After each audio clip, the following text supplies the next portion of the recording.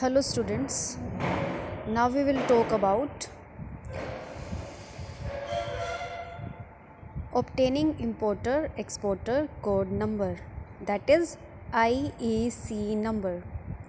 It is the most important registration required by an exporter और importer, यानी कि ये दोनों पार्टीज़ को चाहिए होता है, एक्सपोर्टर्स और इम्पोर्टर्स. क्या है?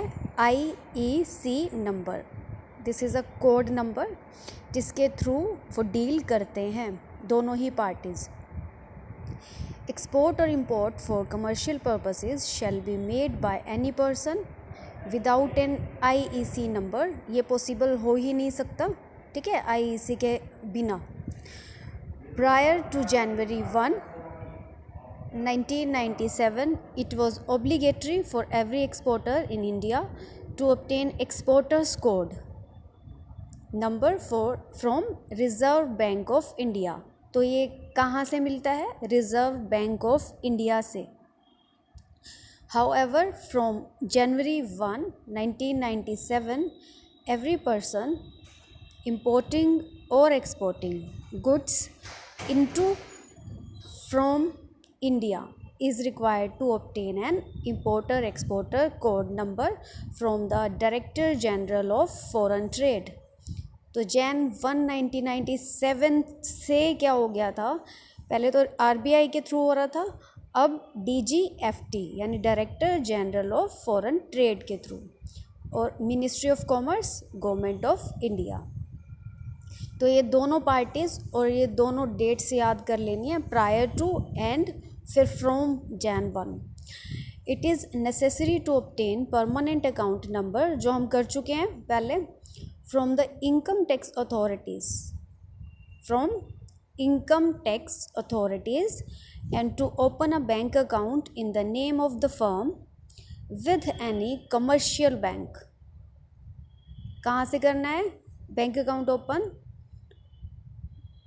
With any commercial bank authorized to deal in foreign exchange before applying for IEC number. Clear? तो इस ऐसे हमने ऑब्टेन करना है. अब application for grant of IEC number application के थ्रू होगा, पहले अप्लाई करना पड़ेगा. An application for grant of IEC number shall be made by the registered head office of the applicant to the concerned regional authority. Regional authority जो वहाँ के reason, मतलब ठीक है, जो वहाँ रिलेट कर रही है, जो रीजन वो वहाँ है, head office related in the आयात निर्यात फॉर्म. तो ये फॉर्म नंबर हो जाता है 2A with documents prescribed there in. Only one IEC would be issued और allowed against a single PAN number. सिर्फ एक बार इशू होता है एक पैन नंबर के अगेंस्ट एक IEC number. Any proprietor can have only one IEC number, and in case there are more than one IECs allotted to the proprietor, the same may be surrendered to the regional office for cancellation. अगर किसी case में एक से ज़्यादा हैं तो जो एक है एक्स्ट्रा है वो कैंसिल करा दिया जाता है रीजनल ऑफिस के through he. N application for issue modification in importer exporter code number and a specimen copy of the form is given in annexure 1. ये परफॉर्मा तुम्हें दे दिए जाएंगे, ठीक है. ये मैं ग्रुप में पिक्स डाल दूँगी, जिसके पास नहीं है वो नोट कर लेना.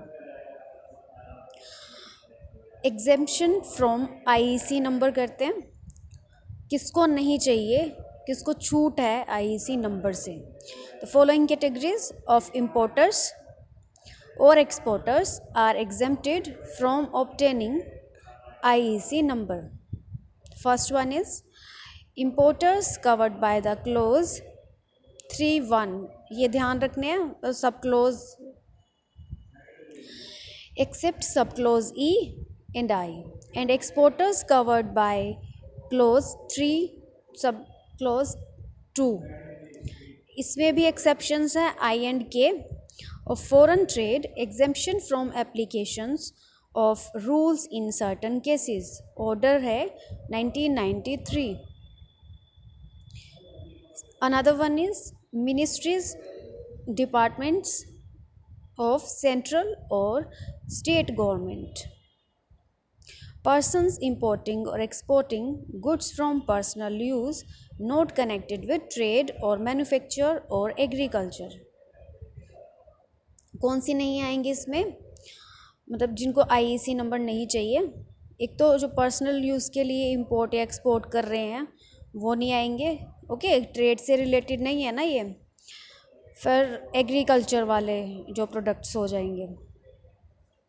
Next one is persons importing और exporting goods from to Nepal, मतलब अगर डील कर रहे हैं नेपाल से तो वो persons Myanmar through Indo Myanmar borders areas in China में आ जाते हैं। ये चाइना के कुछ जो स्पेसिफिक एरियाज़ हैं वो बताए गए हैं, through Gunji, Namgya, Shipkila and Nathula ports, provided the CIF value of a single consignment does not exceed Indian rupees 25,000। यहाँ पे भी लिमिट दे दी गई है, 25,000 से ज़्यादा नहीं होनी चाहिए।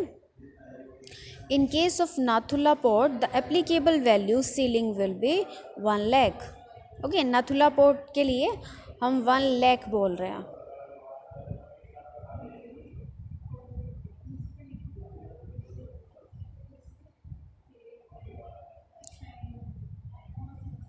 Now, however, exemption from obtaining IEC number shall be applicable for export of special chemicals, organisms, materials, equipments and technologies as listed in Appendix 3, Schedule 2 of ITC।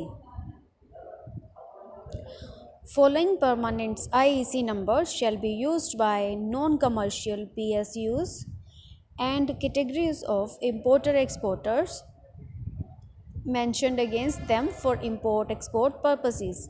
तो ये कुछ कोड नंबर्स हैं और ये कैटेगरीज हैं। ये इनमें से याद कर लेना तुमने, एक तो सेंट्रल गवर्नमेंट वाला, एक हो गया स्टेट गवर्नमेंट वाला, फिर जो अपनी लोकेलिटीज़ के आसपास वाले हैं, ठीक है। अब सारे तो तुम याद नहीं कर पाओगे।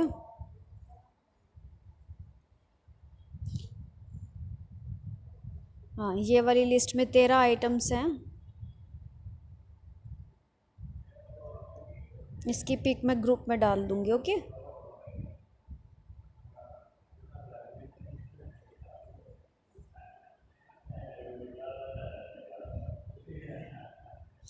Now IEC certificate, it will be issued in the prescribed form। Okay, एक फॉर्म आता है, स्पेसिफिक फॉर्म होगा, उसके थ्रू ही इशू होता है।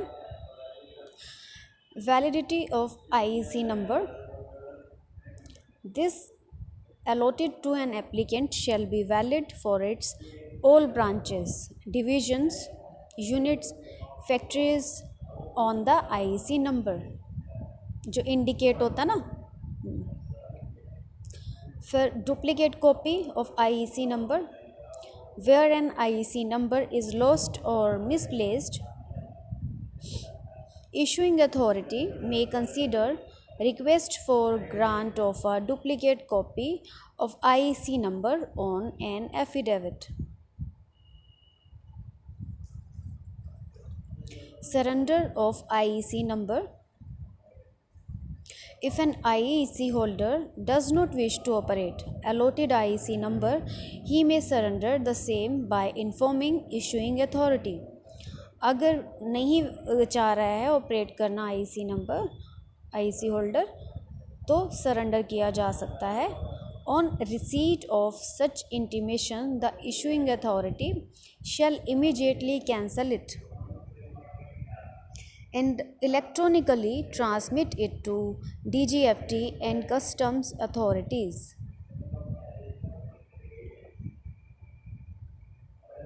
Clear? Okay, thank you.